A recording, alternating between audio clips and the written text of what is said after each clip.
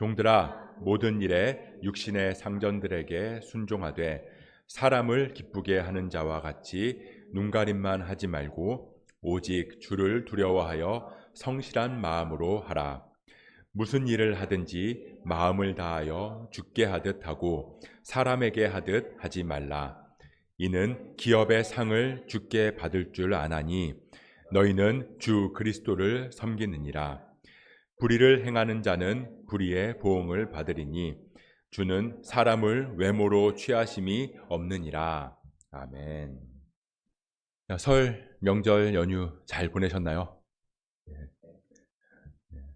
오랜만에 친지들을 만나기도 하고 또 가족끼리 여행을 가기도 하고 또 긴 연휴 기간 동안 쉬시면서 회복도 하고 또 리프레시도 하는 그런 시간 되셨을 줄 믿습니다. 이번 연휴 우리가 주말을 포함해서 한 5일 정도 되는 기간이었는데요. 사람들이 그래도 그나마 연휴가 그래도 조금 긴 편이었다라고 이야기하는 사람들도 있다고 하더라고요. 보통 구정이나 추석은 3일이 기본이잖아요. 명절 당일 앞뒤로 하루씩 쉬고, 그래서 다른 공휴일에 비해서 이 설날이나 추석은 조금 그래도 연휴가 긴 편입니다. 근데 우리가 연휴가 길어지면요, 그 긴 연휴를 부르는 말이 있습니다. 네, 황금 연휴라고 하죠. 이 작년 추석이 최고의 황금 연휴였다라고 이야기를 하는데요. 작년 추석이 10월 6일이었어요. 그래서 이제 5일, 6일, 7일을 쉬어야 되는데 이 5일이 주일이다 보니까 대체 휴일이 돼서 8일 날을 또 쉬게 됐거든요. 근데 또 9일이 한글날이었고요. 그러니까 이제 5일부터 9일까지 휴일인데 4일이 토요일이고 또 3일은 개천절이고, 그래서 휴일이 7일이었습니다.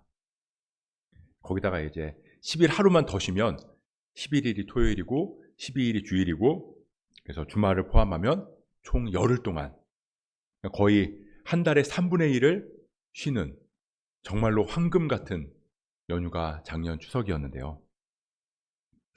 그래서 직장인들이나 학생들이 이날만 기다렸다라고 할 정도로 정말로 긴 연휴였습니다. 그래서 이 긴 연휴가 지나고 나서 이제 우리는 무슨 낙으로 사냐, 그런 이야기들도 하곤 했는데요. 우리는 왜 이렇게 연휴를 기다릴까요? 연휴뿐만 아니라 월, 화, 수, 목, 금 이렇게 한 주간 우리가 살아가고 일을 하고 학교를 가고, 그러다가 또 토요일이랑 주일을 기다리죠. 또 중간중간 끼어있는 공휴일을 기다리기도 하고요.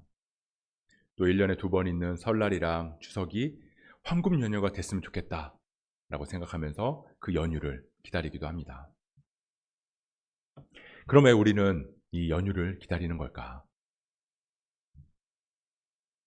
단순하죠. 일하는 게 힘드니까요.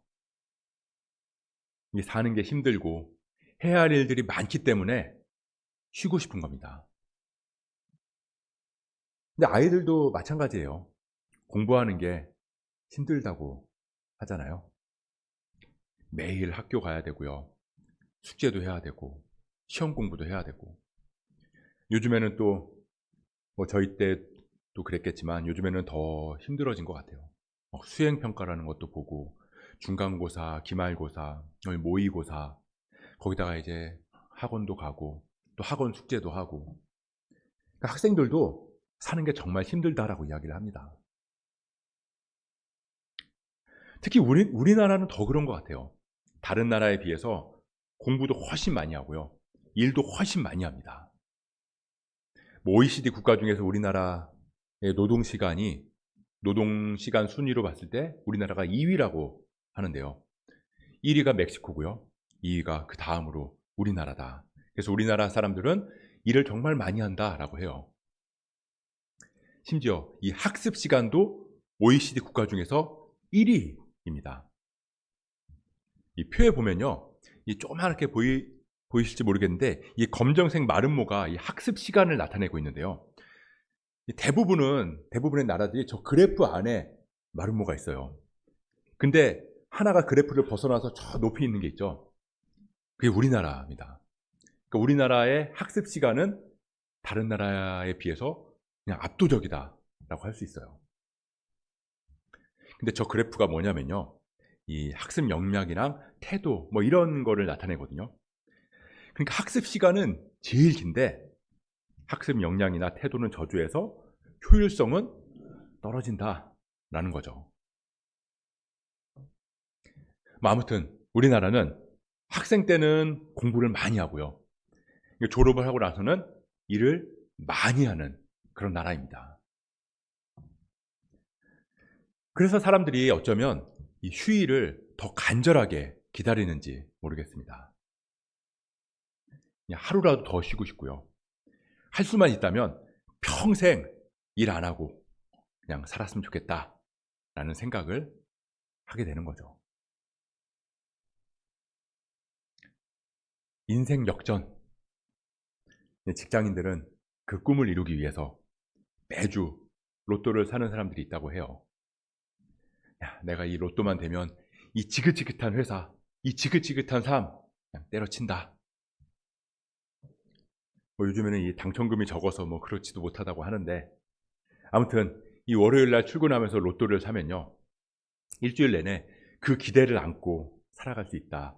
그래서 그 하나의 작은 소망을 가지고 살아간다라고 이야기를 하는 사람들도 많이 있습니다. 그럼 우리는 왜 일이 하기 싫을까요? 아니, 그렇게 싫은데 왜 우리는 일을 계속 해야 되는 걸까요? 이 기원전 18세기에 쓰여진 이 메소포타미아 신화가 있는데요, 이 거기에는요, 인간이 창조된 이야기, 뭐 홍수 이야기 이런 내용들이 있어가지고요, 어떤 사람들은 이 성경이 이 메소포타미아 신화에서 그 내용을 차용해서 쓴 거다라고 주장하는 사람들도 있어요. 근데 그 메소포타미아 신화 중에 이 아트라하시스라는 서사시에 보면요, 이 사람을 창조한 이야기가 나오는데요, 내용이 이렇습니다. 이 세상에 신들이 있는 거예요. 많은 신들이 있는데 그 신들한테 계급이 다 있는 거죠. 그래서 이 상위에 속한 신들이 있고 또 하위 신들이 있는 거예요. 근데 이 하위 신들이 담당하는 게 뭐였냐면, 뭐 운하를 파기도 하고 뭐 토목공사를 하기도 하고 이제 그런 노동을 담당했던 거예요. 그래서 이 하위 신들은 매일같이 이 노동을 하면서 이 과중한 이 노동에 시달리면서 힘들어하고 있었다라는 거죠. 근데 그러던 어느 날 이 하위 신들이 더는 못 참겠다 싶어서 이제 들고 일어난 겁니다. 모여서 이제 데모를 한 거죠. 왜 우리만 일을 하냐? 힘들어서 못 살겠다. 우리도 일 안 하고 그냥 상위 신들처럼 놀고 싶다. 우리도 그냥 쉬고 싶다. 그렇게 막 하위 신들이 막 반란을 일으키니까 이 신들이 모여서 이제 회의를 한 거예요. 거기서 이제 지혜의 신인 엔키가 나와서 제안을 하는 겁니다. 그래, 맞다. 다 같은 신인데 이거 문제가 좀 있다. 그래서 어떻게 하냐면요, 좀 신하 웃긴데 신 하나를 죽여요. 그래서 그 피를 땅에 뿌립니다. 그래서 그 피랑 진흙이랑 섞어서 사람을 만들었다는 거죠. 근데 이 신들이 사람을 이렇게 만들어서 그 사람들한테 부여한 임무가 뭐냐라고 하면, 이 하위 신들이 지금까지 담당했던 이 노동을 대신하게 했다라는 겁니다. 그러니까 한마디로 사람을 창조했는데 그 창조한 이유가 뭐냐면 일을 하게 하기 위해서, 그래서 사람을 창조했다라는 거죠. 그리고 일을 하면서 우리 신들을 찬양하고 신들을 섬기게 하는 그 신전을 지키게 하고 신들한테 제사를 드리는 그 역할까지 맡겼다.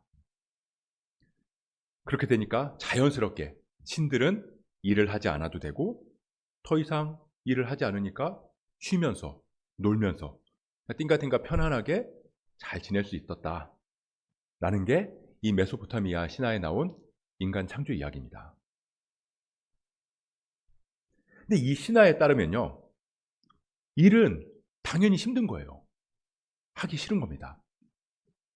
아니, 신들조차 힘들어서 나 못하겠다라고 한 게 일인데 그걸 신도 아닌 인간이 하니까 얼마나 힘들겠어요. 그래서 어떻게 해서든 일을 안 하고 살 수만 있다면 그렇게 하고 싶은 마음이 사람들에게는 든다라고 할지 모르겠습니다. 요즘에 뭐 조물주 밑에 건물주라고, 그러니까 내가 조물주는 될 수 없으니까 그 밑에서 신처럼 일 안 하고 편안하게 살고 싶은 그런 건물주라도 꿈을 꿔야겠다라고 생각하는지 모르겠어요. 그럼 정말로 사람으로 태어나서 무조건 하기 싫은 일을 해야 되는 게 우리의 운명인가? 고대 신화처럼 정말로 일은 사람에게 주어진 저주인가? 라는 겁니다. 근데 성경은요, 그렇게 이야기하고 있지 않아요. 하나님께서 인간을 창조하실 때 이 노동을 시키려고 창조하신 게 아니라는 겁니다. 오히려 하나님이 일을 하셨어요. 빛을 만드셨고요. 하늘을 만드셨고, 땅을 만드셨고, 바다를 만드셨고, 해도 만드시고, 달도 만드시고, 온갖 식물들도 만드시고, 동물들도 만드시고, 그리고 나서 마지막에 사람을 딱 만드셨죠.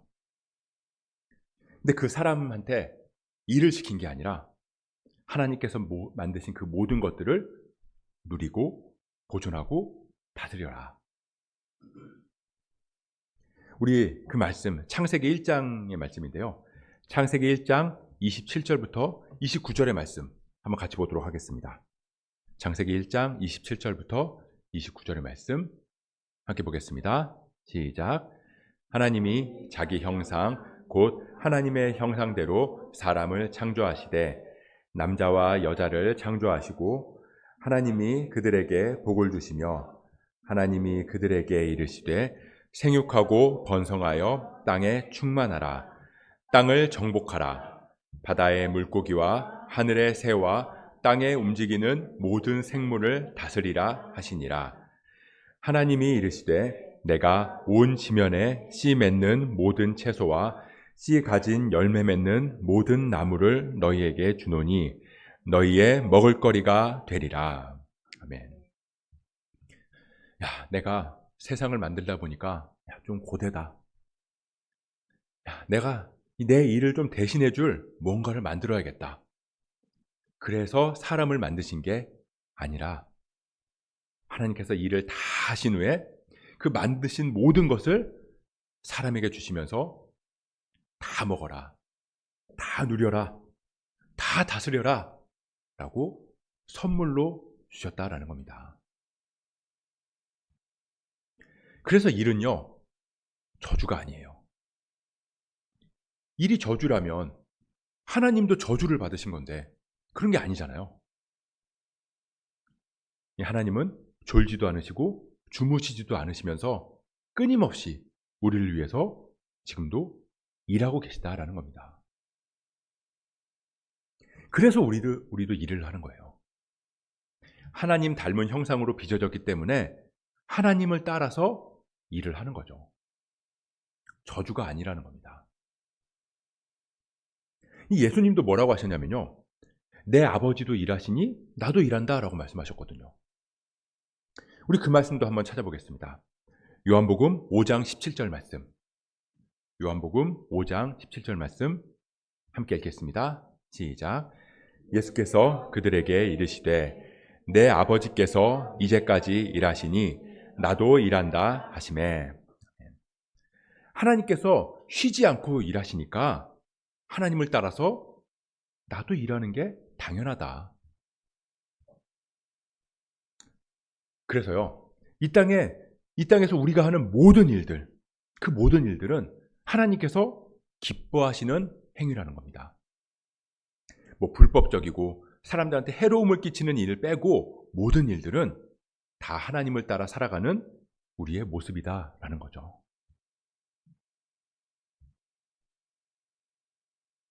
하지만 아까도 말했듯이 문제는 일이 힘들다라는 겁니다. 일하는 게 힘들다라는 거예요. 우리 마틴 루터라는 사람이 있는데요. 이 종교 개혁을 했던 사람인데, 이 종교 개혁했던 마틴 루터가 이 일에 대해서 이런 이야기를 했어요. 그러니까 하나님은 우리에게 먹을 걸 주신다. 그런데 실제로는 농부가 씨를 뿌리고 수확하고 제분업자가 그 밀을 갈고 제빵사가 빵을 만드는 그 과정을 통해서 우리에게 먹을 것을 주신다. 그 무슨 말이냐면 하나님은 우리에게 먹을 것을 주시는데 그냥 뚝딱 하고 주실 수도 있지만 농부의 손길을 통해서 일을 하신다라는 거죠. 또 이렇게 이야기를 해요. 하나님은 아이를 자라게 하신다. 그런데 실제로는 엄마 아빠가 음식을 먹이고 기저귀를 갈아주고 찢기고 안아주고 재워주는 그런 과정을 통해서 아이들을 자라게 하신다. 그러니까 하나님은 아이를 자라게 하시는데 그냥 뿅 하고 자라게 하실 수도 있는데도 불구하고 부모의 이 양육의 손길을 통해서 아이를 자라게 하신다라는 거죠. 그러면서 그걸 뭐라고 표현을 했냐면요. 하나님의 가면이라고 이야기를 했어요. 그러니까 하나님께서는 사람들의 가면을 쓰고 일을 하신다라는 겁니다. 겉으로는 이 모든 것들이 다 사람들이 일을 하는 것처럼 보이지만 실제로는 하나님께서 그 배후에서 그 사람을 통해서 하나님의 일들을 해나가고 계신다라는 거죠. 그래서 일은요, 단순한 노동이 아니에요. 그냥 단순히 우리가 먹고 살기 위해서 하는 경제활동이 아니라는 겁니다. 일은 하나님께서 나를 통해 하나님의 섭리를 이루어 가시는 통로다. 그래서 우리가 일을 소명의 개념으로 보는 겁니다. 예전에는 정말 수도원에서 생활하고 성직에 있는 사람들만 거룩하다라고 여겨졌고, 그리고 일반 사람들이 일상에서 하는 일들, 농사 짓고 물건 팔고 집안일하고 자녀 양육하고 그런 것들은 막 세속적이고 영적으로 가치가 낮다 그렇게 생각을 했거든요. 근데 루터는 이야기하는 거예요. 아니다. 하나님께서는 모든 일들을 통해서, 그러니까 모든 직업을 통해서 다 일을 하신다라고 주장을 했던 거죠.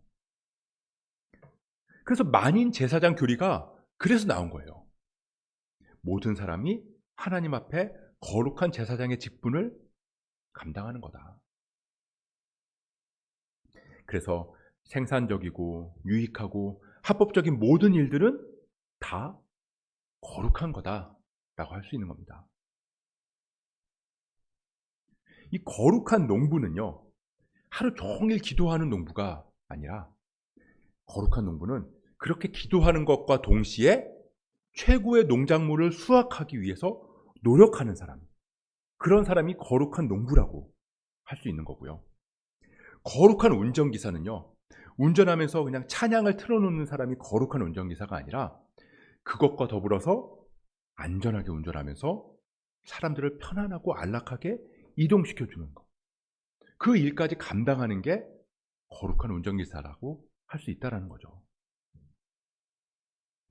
그게 소명이다라는 겁니다. 농부로, 운전기사로, 자영업자로, 주부로, 선생님으로 그렇게 우리를 하나님께서 부르셨다라는 건 그 일을 통해서 하나님의 일하심을 드러내기 위한 거다. 하나님의 부르심은 그런 거예요. 직업에 귀천이 없다는 말 우리 자주 하잖아요. 근데 세상은요, 아무 근거 없이 그런 이야기를 해요. 직업에는 귀천이 없다. 그래 놓고 지금까지 귀천이 없었던 적은 한 번도 없습니다. 그냥 말만 그렇게 하지 다 귀천이 있다고 생각을 해요. 다 그렇게 생각합니다. 말로만 좀 낮은 직업을 가지고 있는 사람에게 직업에 귀천이 없다라고 말만 할 뿐이지 누구나 다 귀천이 있다고 생각을 한다고요. 하지만 기독교에서는 정말로 직업에 귀천이 없습니다. 왜냐하면 다 하나님께서 부르셨기 때문인 거죠. 내가 먹고 살기 위해서 선택한 게 아니라 하나님이 부르셨는데, 하나님이 그렇게 부르셨다는데 높은 일이 어디 있고 낮은 일이 어디 있냐라는 거죠.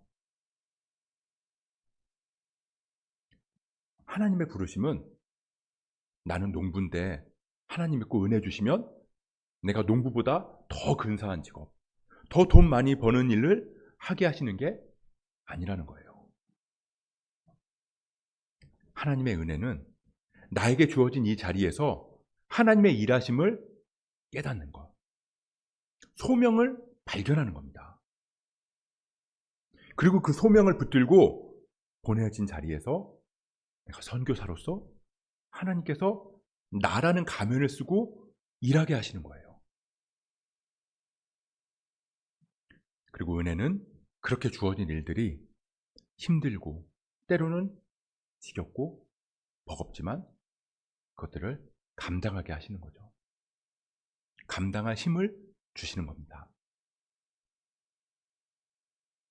그래서 그리스도인들은 성실할 수밖에 없는 거예요. 누가 보지 않아도 맡은 일을 최선을 다해서 해내는 것. 이 높은 뜻 숭의교회라는 교회가 있어요. 거기에 담임하셨던 김동호 목사님이라는 분이 계신데요.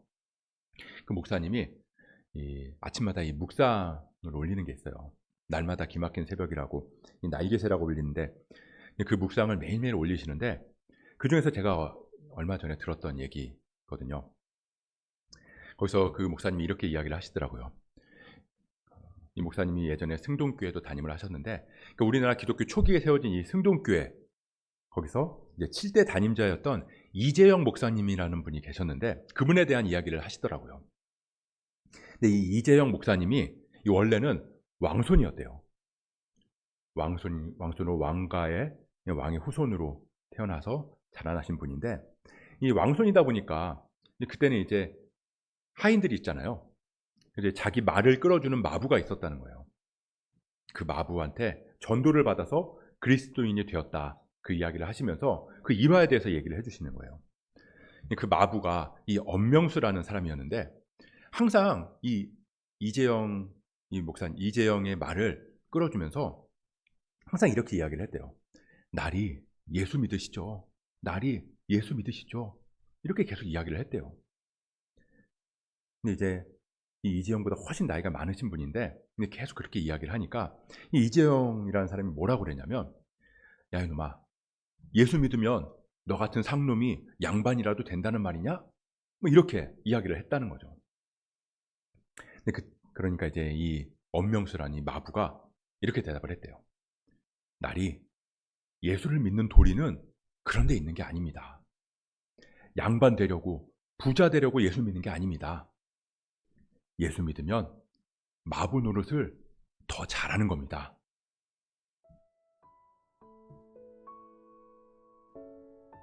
이 예수를 믿는 건요 로또가 아니에요.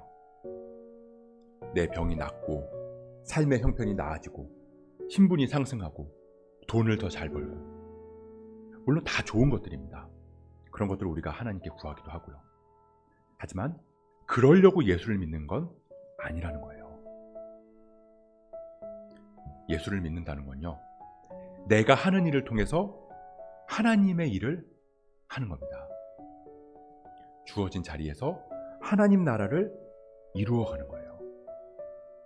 그리고 그 하나님 나라, 천국을 이 땅에서도 누리는 겁니다.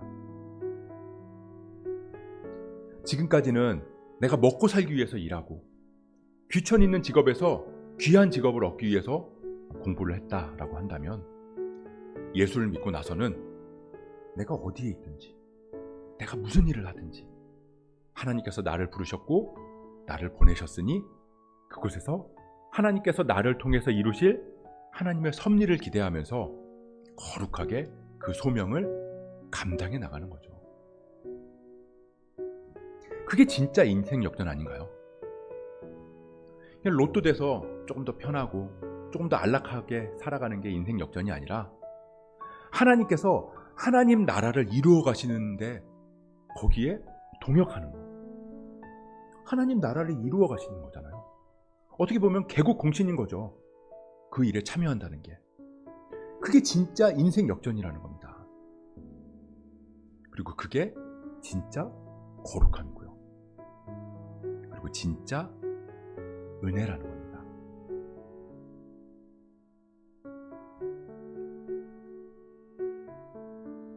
그럼에도 여전히 일하는 건 힘들어요. 사업하고 자영업하고 가정 돌보고 또 공부하고 다 극한 직업을 가지고 살아가고 있습니다.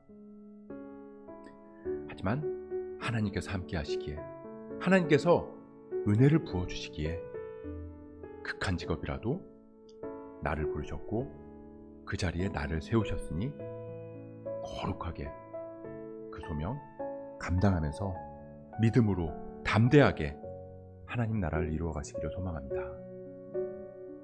그렇게 우리가 삶의 자리에서 하나님의 일하심을 잠잠히 목도하면서 하나님 닮은 그리스도인으로서 최선을 다해 살아갈 수 있기를 주님의 이름으로 축복합니다.